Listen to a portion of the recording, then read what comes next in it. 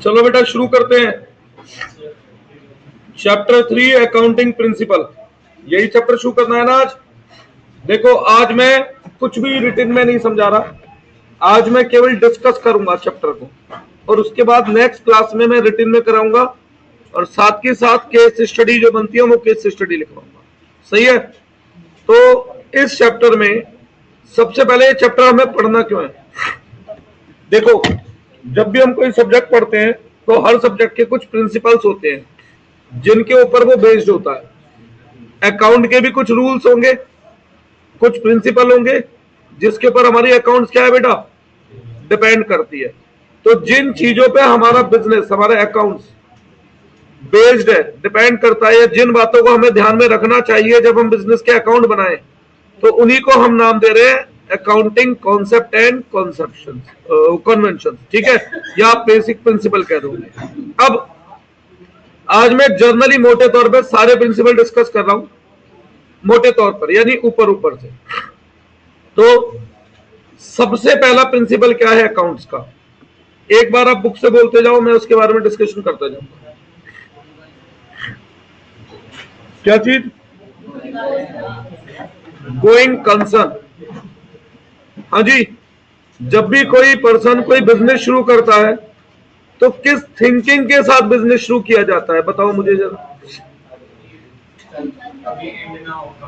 भाई। जब भी हम बिजनेस शुरू करते हैं तो इस थिंकिंग के साथ बिजनेस स्टार्ट करते हैं कि बिजनेस हमेशा आगे बढ़ेगा, बिजनेस की लाइफ कभी एंड नहीं होगी, बिजनेस हमेशा ग्रोथ करेगा, मालिक रहे ना रहे बिजनेस आगे बढ़ता जाएगा, बिजनेस की लाइफ क्या है, इनफाइनाइट है। और इसी वजह से हम उन चीजों को जिनका बेनिफिट हमें कई साल तक मिलता है उन्हें एसेट मानते हैं। ठीक है, ये हो गया हमारा गोइंग कंसर्न। अभी मोटे तौर पे बात कर रहा हूं।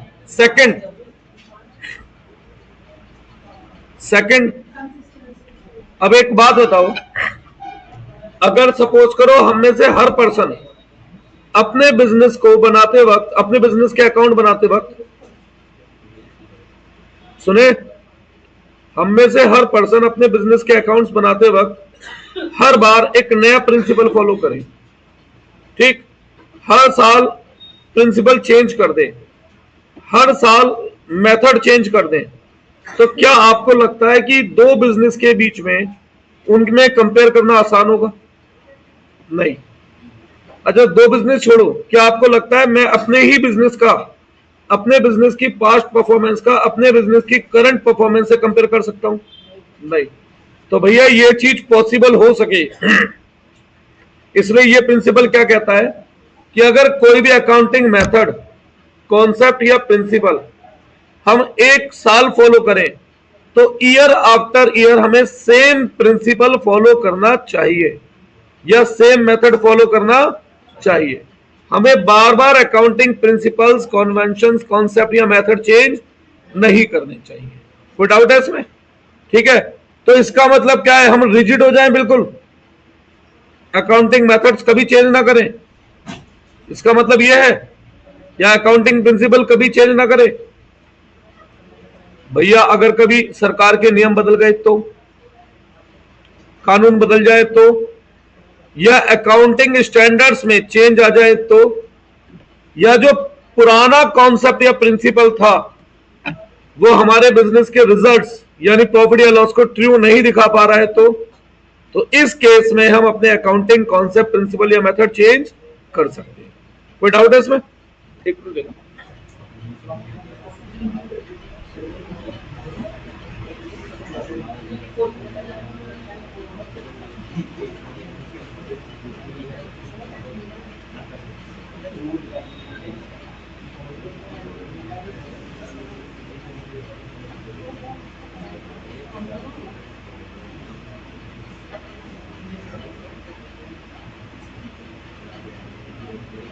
आगे बढ़िए।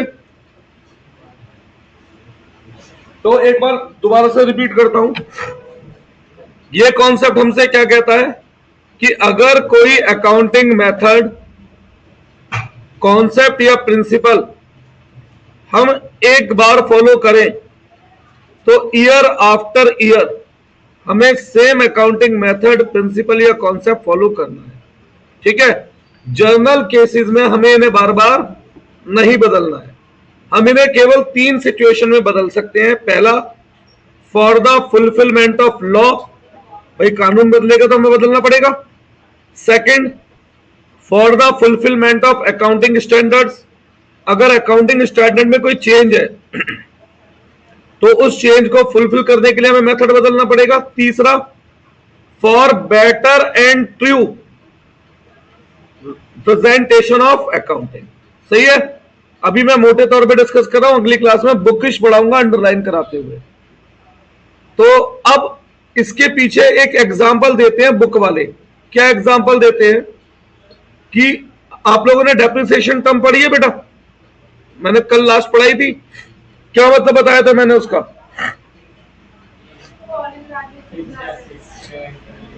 देखो, डेप्रिसिएशन लगाने के बहुत सारे मेथड होते हैं, पर हमारे 11th क्लास में 2 मेथड बताए जाते हैं हमें डेप्रिसिएशन के, एक स्ट्रेट लाइन मेथड और एक डिमिनिशिंग या रिड्यूसिंग कॉस्ट मेथड। तो इसका एक एग्जांपल बनता है कि अगर कंपनी या बिजनेस पहले साल एसएलएम मेथड लगा रहा है तो उसे हर साल क्या लगाना चाहिए, या अगर उसने पहले साल रिटन डाउन वैल्यू मेथड लगाया तो अगले साल उसे क्या लगाना चाहिए, हर साल रिटन डाउन। ठीक है, आगे बढ़ते हैं।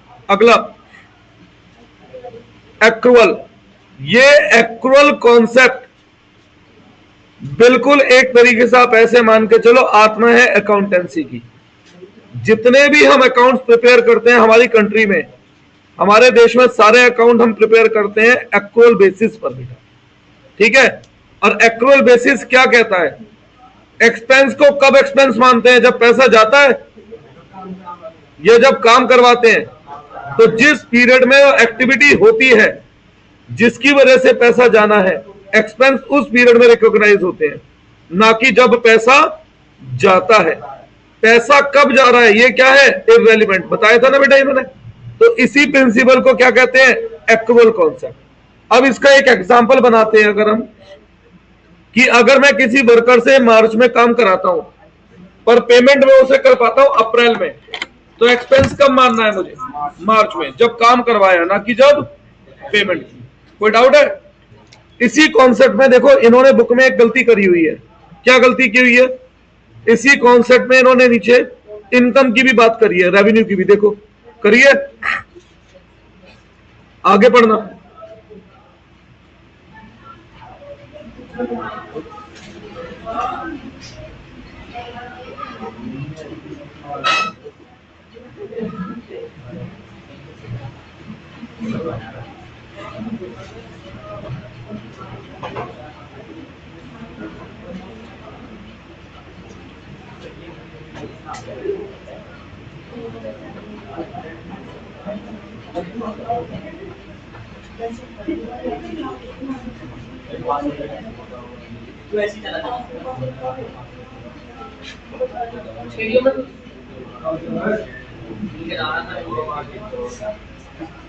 हाँ जी,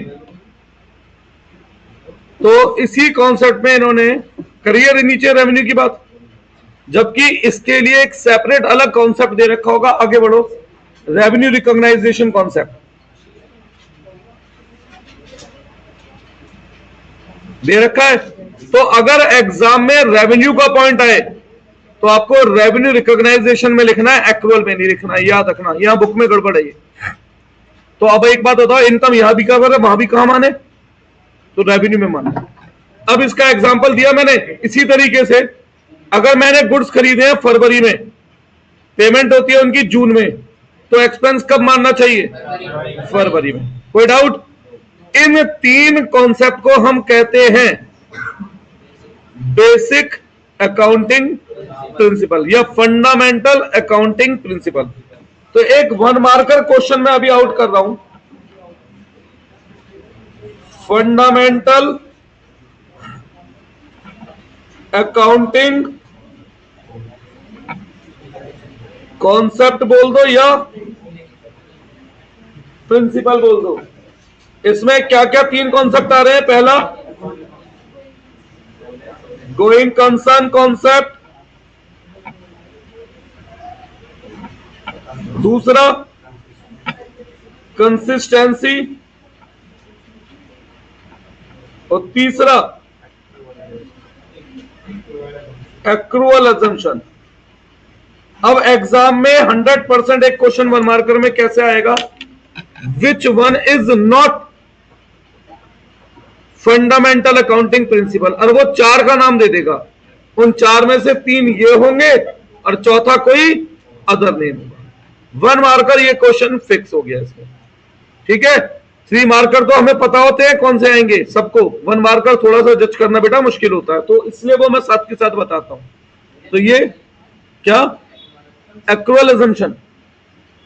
तो इन 3 के अलावा जो भी चौथा पॉइंट है, that one is not the accrual assumption, that one is not the fundamental accounting. चलिए बाद में लिखवाऊंगा, ये तो मैंने ऐसी कुछ तो लिख दूं, पढ़ा ही रहा हूं तो इसलिए। अब आगे बढ़िए, अगला देखो, अकाउंटिंग एंटिटी, इसे हम बिजनेस एंटिटी भी बोल सकते हैं, इसे हम सेपरेट बिजनेस एंटिटी भी बोल सकते हैं, पर इसे हम सेपरेट लीगल एंटिटी नहीं बोल सकते हैं। सेपरेट लीगल एंटिटी जो है वो लॉ की टर्म है, लीगल टर्म है, और हम लॉ नहीं पढ़ रहे हैं, हम अकाउंट्स पढ़ रहे हैं। तो लॉ के अनुसार हर बिजनेस की सेपरेट लीगल एंटिटी नहीं होती है। बिजनेस की बेटा वेरियस फॉर्म्स होती हैं। बिजनेस की वेरियस फॉर्म्स में देखो क्या क्या आता है, sole proprietorship, HUF Hindu undivided family, partnership, joint stock company, 1 person company, LLP limited liability partnership, इसके अलावा कोऑपरेटिव सोसाइटी। इतने सारे वेरियस मोड्स हैं, मैनर्स हैं बिजनेस के, इतने सारी वेरियस फॉर्म्स हैं। तो इनमें से नैतिक बेटा सुन ले मेरी बात प्लीज, तो इनमें से सबके सब सेपरेट लीगल एंटिटी नहीं रखते हैं, पर सेपरेट बिजनेस एंटिटी सबकी होती है। अब आप कहेंगे मतलब separate business entity accounting concept है, किसका कॉन्सेप्ट है, अकाउंट, ना कि लॉ का कॉन्सेप्ट है, लीगल कॉन्सेप्ट नहीं है, अकाउंटिंग कॉन्सेप्ट है। इसके अनुसार जब भी हम अकाउंट्स बनाएं तो हमें क्या सोच के चलना है कि बिजनेस एक अलग पर्सन है और बिजनेसमैन एक अलग पर्सन है, और अकाउंट हमेशा हमें किसके पॉइंट ऑफ व्यू से प्रिपेयर करने होते हैं, बिजनेस के, ना कि बिजनेसमैन के, ठीक है। और इसीलिए मैंने आपको बोला था जब भी हम अकाउंट्स पढ़ें तो हमेशा हमारा एक तरीका क्या रहेगा, हम फर्स्ट पर्सन पे किसे रख के चलेंगे, बिजनेस को, क्योंकि हमें हर चीज किसके पॉइंट ऑफ व्यू से सोचनी है। और ये लॉ का कॉन्सेप्ट नहीं है, बार बार बोल रहा हूं, किसका कॉन्सेप्ट है, अकाउंट्स। और इसी वजह से मालिक के पैसे को भी अकाउंट्स में हम क्या मानते हैं, लायबिलिटी, क्योंकि मालिक को अलग माना जाता है और दुकान को अलग। कोई डाउट है इसमें, आगे बढ़े। अब ये बढ़िया कॉन्सेप्ट है, सुनिए, ये कॉन्सेप्ट एक्चुअल में एक लिमिटेशन भी है और ये कॉन्सेप्ट भी है। कैसे, देखो अभी तक मैंने थोड़ा बहुत न्यूमेरिकल पढ़ाया, कुछ पुराने बच्चों ने तो पढ़ा होगा जो थोड़े जल्दी आए थे, जैसे चैप्टर 6।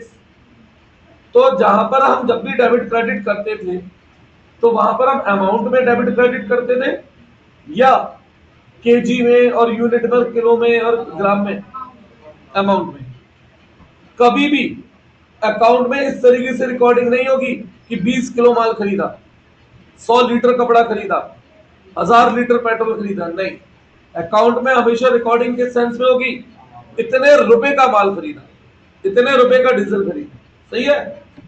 तो ये कॉन्सेप्ट क्या कहता है, कोई भी ट्रांजैक्शन कितनी भी इंपॉर्टेंट हो, कितनी भी नेसेसरी हो, अगर वो ट्रांजैक्शन मनी टर्म में मेजर नहीं हो सकती तो ऐसी ट्रांजैक्शन को हम अपने बुक्स में रिकॉर्ड नहीं कर सकते। यानी कि हम अपने अकाउंटिंग बुक्स में केवल उन्हीं ट्रांजैक्शन को रिकॉर्ड कर सकते हैं जिन ट्रांजैक्शन को हम किस में मेजर कर सकते हैं, मनी टर्म में मेजर कर सकते हैं, ठीक है।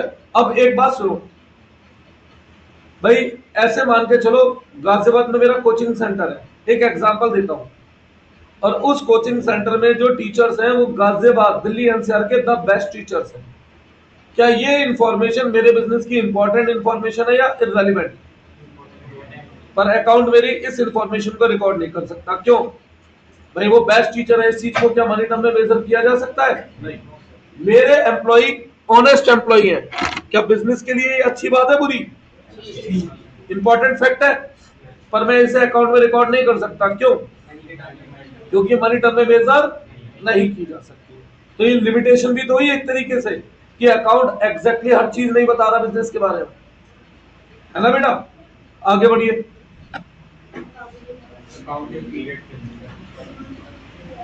ये मैंने आपको बताया था, क्योंकि बिजनेस की लाइफ इनफाइनाइट है, तो क्या बिजनेस के रिजल्ट को असरटेन करने के लिए हम बिजनेस के एंड होने का वेट करें, बिजनेस के खत्म होने का वेट करें? फिर तो हम क्या करते हैं, क्योंकि बिजनेस की लाइफ इनफाइनाइट है, तो हम बिजनेस की लाइफ को किसमें बांट देते हैं? छोटे छोटे, और इन पीरियड्स वाइज हम क्या तैयार करते हैं? अकाउंट तैयार करते हैं, अकाउंट बनाते हैं। इसीलिए इन्हें कहा गया है अकाउंटिंग पीरियोडिसिटी कॉन्सेप्ट। और ये पीरियड जर्नली कितने महीने का होता है, और कब से कब तक का? 1 अप्रैल से 31। कोई डाउट है इसमें? आगे बढ़ो। अब ये और अगला कॉन्सेप्ट देखो बुक में, अगले का नाम होगा मैटरनिटी कॉन्सेप्ट। दोनों सच बात बताऊं, एक ही कॉन्सेप्ट है, पर बुक वाले ने कितनी शातिरता से इन्हें 2 हिस्सों में बांटा है। सबसे पहले एक जना मैटरनिटी कॉन्सेप्ट पढ़ो, क्या लिखा है?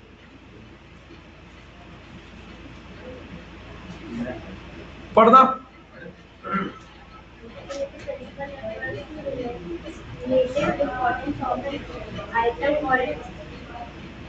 Event accordingly, American Accounting Association. An item should be regarded as material if there is a reason to believe that knowledge of it is not sufficient. अब मैं तुम्हें एक छोटा सा डिफरेंस बताता हूं, सुनो। इसे खुद को नहीं पता कि मैटरनिटी कॉन्सेप्ट में क्या लिखना और इसमें क्या लिखना है, तो इसने यहां पर मैटरनिटी कॉन्सेप्ट की जगह मटेरियल वर्ड का मीनिंग समझा दिया।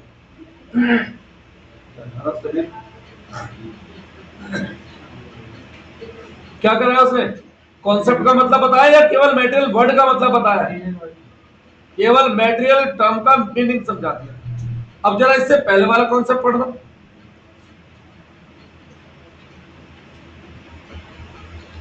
ये शातिरपना है और कुछ नहीं है, ठीक है? दोनों कॉन्सेप्ट एक है, बस क्या फर्क है कि उसमें उसने मटेरियल वर्ड का मीनिंग बताया, यहां पर इसने कॉन्सेप्ट समझाया, ठीक है? क्या बता रखा है कि कोई भी इंफॉर्मेशन अगर मटेरियल है, इंपॉर्टेंट है, तो उसे डिस्क्लोज करना चाहिए, यही लिखा है, कुछ और? According to the principle of disclosure, there should be complete and understandable reporting on the financial statement of the institution important related to the economic affairs of the group. चलो इंपॉर्टेंट को दिखाना है, यही तो लिखा है ना इसने। सुनो, देखो बेटा, एक बात सुनो, मेरा बिजनेस है 2 करोड़ रुपए का, ठीक? ये भाई साहब मेरे बिजनेस में पैसा इन्वेस्ट करने की सोच रहे हैं 50 लाख रुपए। अब मेरे बिजनेस के ऊपर किसी ने कोई केस करा हुआ है, तो ये केस मनी टर्म में तो नहीं है, तो क्या ये केस नजर आता है हमारे अकाउंट रिकॉर्ड्स में? नहीं। तो क्या मेरे बिजनेस के ऊपर केस चल रहा है, क्या ये इंफॉर्मेशन इनको जानने की जरूरत है या नहीं है, अगर ये इन्वेस्ट करना चाहते हैं तो? है। तो भैया इस हिसाब से मेरे ऊपर जो केस चल रहा है वो एक इंपॉर्टेंट मटेरियल इंफॉर्मेशन है जो इनके डिसीजन को अफेक्ट करेगी। उसे जानने के बाद ये अपना डिसीजन क्या कर सकते हैं? चेंज कर सकते हैं। तो ऐसी कोई भी इंफॉर्मेशन जो मटेरियल है, जो इंपॉर्टेंट है, जो अकाउंट्स यूजर को पता होनी चाहिए, उसे हमें क्लियरली डिस्क्लोज करना पड़ता है अपनी बुक्स में। अब आप कहेंगे इसे कैसे डिस्क्लोज करें, ये तो मनी टर्म में मेजर ही नहीं हो सकती। तो इस केस में बैलेंस शीट के नीचे एक फुटनोट लिखा जाता है और वहां पर ऐसी इंफॉर्मेशन को डिस्क्लोज किया जाता है जो इंफॉर्मेशन किसी थर्ड पार्टी के इंपॉर्टेंस की होती है। सही है? यही है फुल डिस्क्लोजर कॉन्सेप्ट और यही है मैटरनिटी कॉन्सेप्ट। बस मैटरनिटी कॉन्सेप्ट में इन्होंने क्या करा है, द टर्म मैटीरियल का मीनिंग बताया। अब मैटीरियल टर्म का मीनिंग क्या है ये आप बताओ मुझे। चलो, आपने अंग्रेजी में क्या पढ़ा है, मैटेरियल किसे कहते हैं? थिंग को। फिजिक्स में भी थिंग को।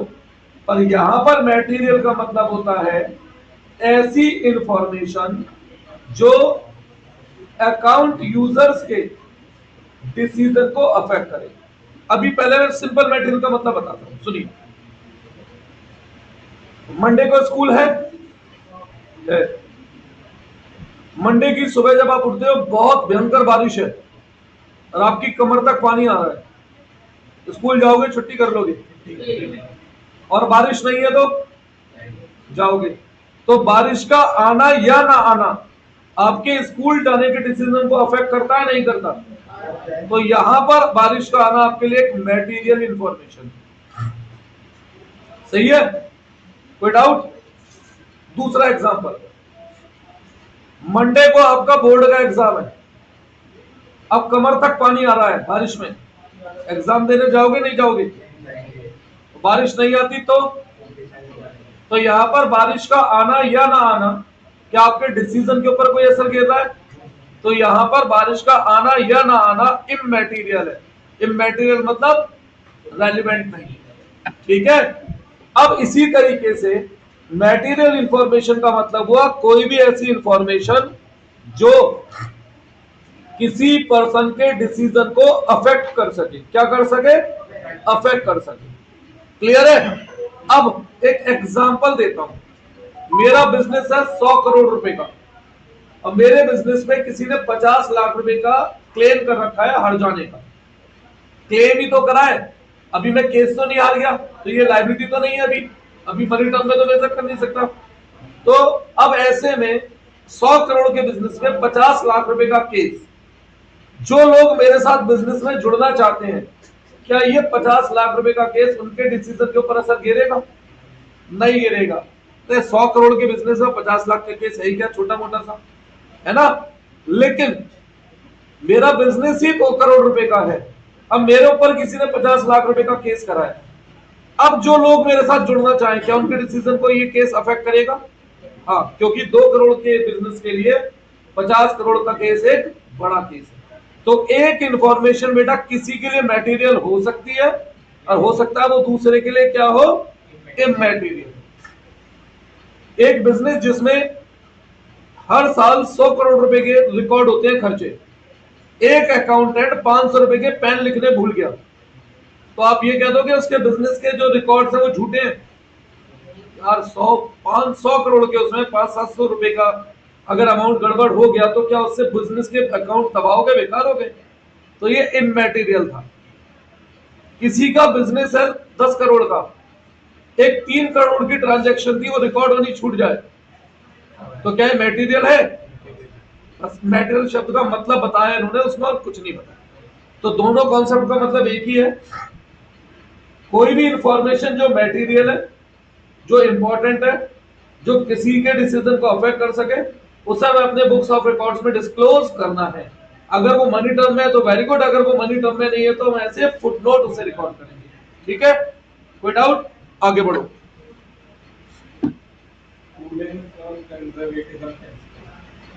बहुत बहुत बहुत इंपॉर्टेंट कॉन्सेप्ट और 100% इसका क्वेश्चन एग्जाम में आएगा।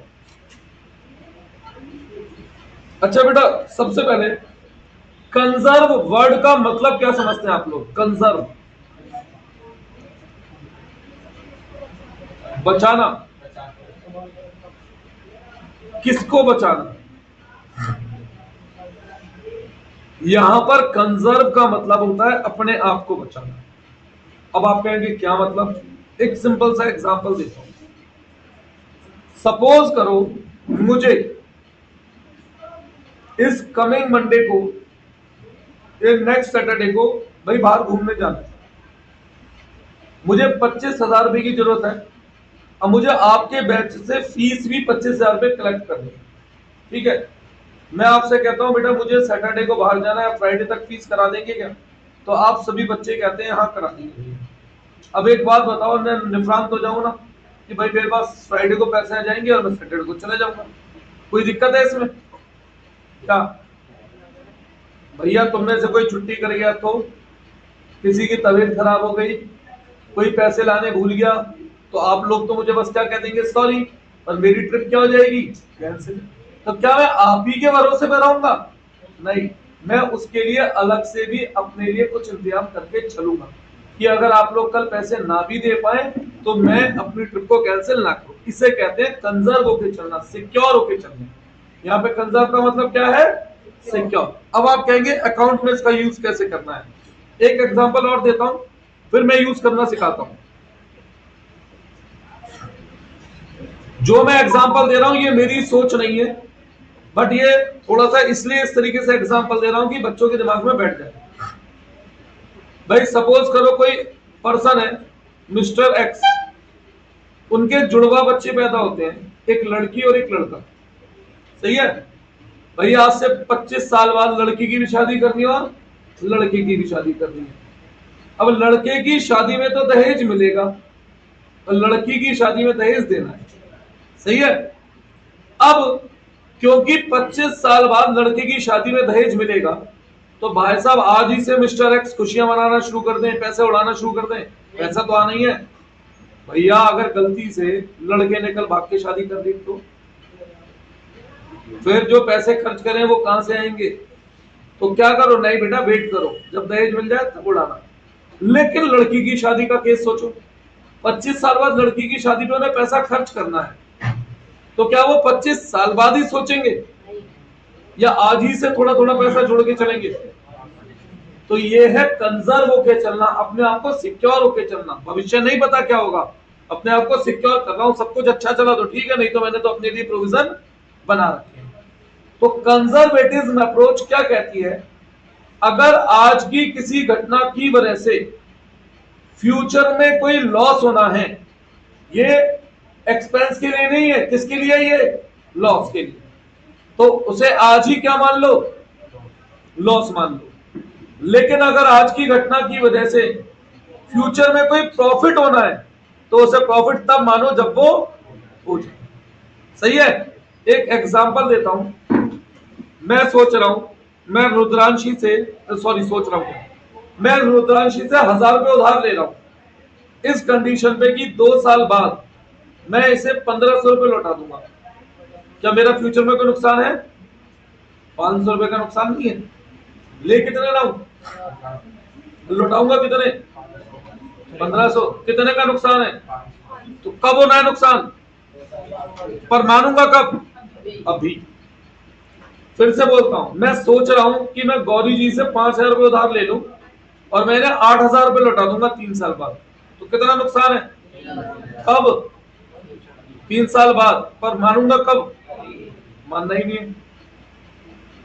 पहले और दूसरे एग्जाम्पल में आपने मेरे शब्दों को नहीं पकड़ा। पहले शब्द में मैंने कहा मैं ले रहा हूं और दूसरे में मैंने बोला मैं सोच रहा हूं। ऐसे तो आज आप सोचने लगो कि कल हमारी बेटी होगी तो आपसे पैसे जोड़ोगे क्या? नहीं ना बेटा, वो घटना तो घटने दो जिसकी वजह से नुकसान होना है। क्या मैंने गौरी से पैसे ले लिए? तो वो घटना होने दो।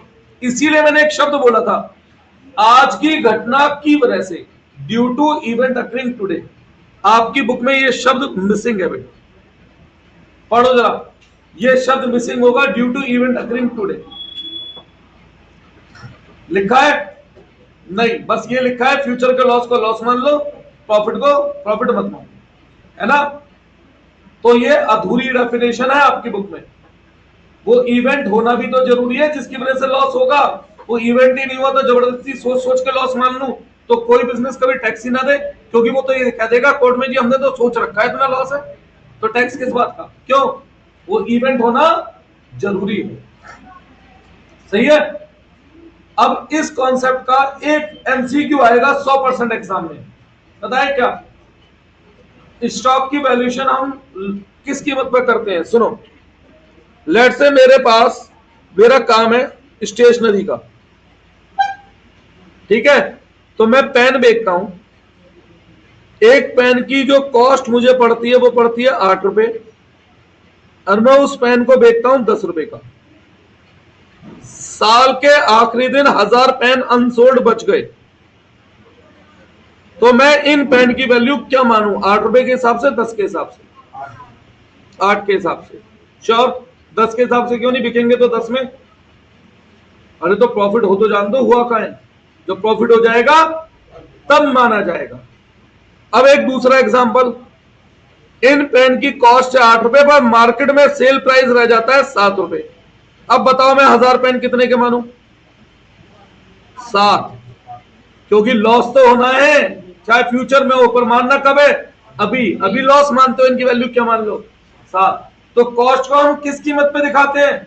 तो स्टॉक को कॉस्ट प्राइस या मार्केट प्राइस? लोअर वैल्यू पर। यहां पर कितने में दिखाया था? 8 में। यहां पर कौन सी वैल्यू पर? तो ये किसकी वजह से? प्रूडेंस। ये क्वेश्चन 100% आएगा हर स्कूल में, गारंटी से ये क्वेश्चन 100% आएगा। ठीक है, आगे बढ़ो। अब इस कॉन्सेप्ट को बताऊंगा अगली क्लास में, थोड़ा सा डिटेल में, कॉस्ट में क्या क्या इंक्लूड होता है, क्या क्या इंक्लूड नहीं होता। ये लिमिटेशन भी अकाउंट की। आगे बढ़ो। हाँ जी, अब देखो ये कॉन्सेप्ट क्या कहता है। ये कॉन्सेप्ट कहता है कि एक्सपेंस के पीरियड को हमेशा रेवेन्यू के पीरियड से मैच करना चाहिए। मतलब मैं एक स्पोर्ट्स क्लब हूं, तो मेरा काम है क्रिकेट मैचेस या टूर्नामेंट कराना और उससे पैसे कमाना, सही है? तो अब ऐसे समझो 2028 में मैं क्रिकेट टूर्नामेंट कराऊंगा जिससे मैं पैसे कमाऊंगा, और उसकी तैयारी कब से शुरू करूंगा? अभी से। तो मैंने उस 2028 में होने वाले टूर्नामेंट के लिए अभी से प्लेयरों के लिए टी शर्ट छपाई है 10 लाख रुपए की, टी शर्ट छपकर आ गई, तो खर्चा मानू ना मानू? अभी नहीं मानना। ये खर्चा मैंने क्यों करा है? इनकम कमाने के लिए। इस खर्चे से इनकम किस पीरियड में कमाऊंगा? 2028 में। तो इसे भी खर्चा कब मानना है? 2028 में। तो किसी इनकम को अर्न करने के लिए अगर हम कोई एक्सपेंस करते हैं तो उस एक्सपेंस को उसी पीरियड में एज ए एक्सपेंस रिकॉग्नाइज करना है जब इनकम जनरेट हो। This one is matching concept, सही है? तो अब यहां 3 कॉन्सेप्ट है जिसमें कंफ्यूजन हो सकती है, एक्रूअल, रेवेन्यू रिकॉग्नाइजेशन और मैचिंग। इन तीनों में इनकम एक्सपेंस की बात हो रही है। तो एग्जाम में डिफरेंस कैसे करेंगे हम अगर केस स्टडी आई तो? केवल एक्सपेंस की बात हो तो एक्रूअल, केवल रेवेन्यू की बात हो तो, और एक्सपेंस और रेवेन्यू दोनों को मिलाकर बात करें तो मैचिंग। ये पहचान, केस स्टडी आती है अगर पहचानो कौन सा कॉन्सेप्ट है। क्लियर है? आगे बढ़ो। ये तो मैं फर्स्ट डे से बता रहा हूं भैया, अकाउंट में सभी चीजें कितने हिस्सों में डिवाइडेड है? 2, डेबिट क्रेडिट। अकाउंट में डेबिट हमेशा किसके बराबर रहेगा? क्रेडिट के। या एसेट हमेशा किसके बराबर रहेंगे? Capital plus liability. ये है ड्यूअल एस्पेक्ट। हमारी बुक का ही नाम क्या है? पलटो page, double entry, dual aspect. सही है? आगे बढ़ो। बता चुका हूं एक्रूअल की तरह बस इनकम। अब मैंने किसी को माल बेचा मार्च में, पैसे आए अगस्त में, इनकम कब माननी है? जब पैसे आ रहे हैं, जब माल बेचा है, जब काम करा है तब इनकम मानते हैं, ना कि जब पैसा आता है। भैया रेवेन्यू रिकॉग्नाइजेशन प्रॉफिट और लॉस के लिए था, इनकम और एक्सपेंस के लिए नहीं था। मैंने स्पेशली बोला था ना वहां पर कि प्रूडेंस कॉन्सेप्ट में क्या आ रहा है? लॉस। क्या बोला था मैंने वहां? लॉस। एक्सपेंस इनकम नहीं बोली थी मैंने। क्लियर है भाई साहब? आगे। हाँ जी, अब एक बात सुनो। मैं बैंक जाता हूं और मैं बैंक से कहता हूं भाई साहब मेरे जो है ना बिजनेस हर साल 2 करोड़ रुपए कमाता है, अब मुझे बिजनेस एक्सपेंड करना है, 5 करोड़ रुपए का उधार चाहिए, तो बैंक उधार दे देगा नहीं देगा? दे देगा। क्यों? 2 करोड़ की कमाई सालाना है तो मैं उसके आराम से किस्त चुका सकता हूं, है ना भाई? ऐसा कोई ना एक ही साल में पैसा लौटाना है, पैसा तो 10-15 साल में लौटाया जाएगा ना, तो दे देगा। पर भाई साहब एक बात तो बताओ, वो मेरे कहने पे यकीन क्यों कर ले? वो मेरे कहने पे यकीन क्यों कर ले? ऐसे तो जाके मैं कह दूंगा मैं 100 करोड़ कमाता हूं, ला 200 करोड़ रुपए उधार दे दे, पैसे दे देगा क्या? फिर उसे क्या चाहिए? तो वो क्या कहेगा, अपने खाते चेक कराओ, खाते चेक करा दिए तो अब लोन दे देगा? अबे खाते भी तो मैं ही बना रहा हूं, मैं उसमें झूठ लिख दूं? तो वो कहेगा भाई साहब वेरीफाइड खाते चेक कराओ। वेरीफाइड मतलब जिन्हें सीए ने ऑडिट कराओ। और जब सीए ऑडिट करेगा तो वो क्या करता है, वो ये चेक करता है कि जितनी भी ट्रांजैक्शन हमने अपने खाते में लिखी है, हर उस ट्रांजैक्शन का हमारे पास एविडेंस है या नहीं है, प्रूव है या नहीं है। क्लियर है बात? श्योर? तो हमें अपनी बुक्स में केवल उन्हीं ट्रांजैक्शंस को रिकॉर्ड करना चाहिए जिन्हें वेरीफाई करने के लिए हमारे पास क्या हो, प्रूफ्स हो, एविडेंसेस हो। अगर किसी ट्रांजैक्शन का एविडेंस नहीं है तो वो ट्रांजैक्शन बुक्स में रिकॉर्ड नहीं हो सकती। कोई डाउट? आगे बढ़ो। इसलिए ही तो काम होता है सीए का मेन, ऑडिट। हाँ, तब मिलता है लोन, तभी इनकम टैक्स वाले टैक्स मानते हैं, सही है। नहीं तो हर बिजनेसमैन तो अपनी इनकम छुपाएगा टैक्स में और बैंक वालों को बढ़ा के दिखाएगा फालतू पैसा लेने के लिए। फिर कोई डाउट है यहां तक? श्योर? अब अगली क्लास में मैं इन्हें कराऊंगा थोड़ा डीप, थोड़ा सा रिटन या अंडरलाइन कराते हुए चीजें। सही है? आप में से एक जने को एक काम करना है, इस पूरे चैप्टर की फोटो खींचकर पीडीएफ बना के मुझे भेजनी है, इंक्लूडिंग पीछे के क्वेश्चंस, क्योंकि वो भी मुझे क्लास में डिस्कस करने हैं, कोई भी। चलो फिर इको शुरू करते हैं। 2 मिनट। इलेवन की कौन है, डिमांड और इलास्टिक ऑफ डिमांड और सप्लाई और इलास्टिक ऑफ सप्लाई होगा ना, मैं कोई 4 चैप्टर को बुला लेना है, क्योंकि मेरे 11 में